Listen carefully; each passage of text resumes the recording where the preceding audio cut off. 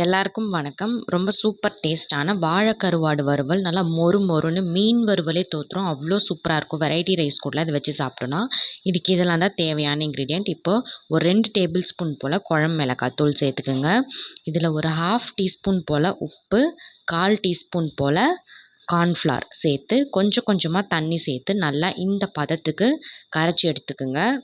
நல்லா இந்த அளவு திக்கு இருக்கணும்.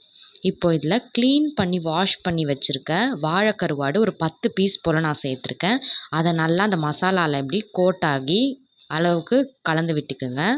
இப்போது ஒரு தவா நல்லா மீடியம் ஃப்ளேமில் வச்சு ஹீட் ஆன தவாவில் இதை அப்படியே ஒன்று ஒன்றா சேர்த்துக்குங்க. இப்போது இதெல்லாம் சேர்த்ததுக்கப்புறமா இதில் ஒரு 3 டேபிள் ஸ்பூன் போல் நல்லெண்ணெய் சேர்க்கணும். நான் கருவாடு ஹீட்டுங்கிறதால நல்லெண்ணெய் சேர்த்துருக்கேன். இல்லை உங்களுக்கு வேணால் நீங்கள் ரீஃபைண்ட் ஆயில் கூட யூஸ் பண்ணிக்கலாம். அது உங்களுடைய விருப்பத்துக்கு ஏற்ற மாதிரி தான். சேர்த்து மீடியம் ஃப்ளேமில் ஒரு 5 நிமிஷம் வேக விடுங்க.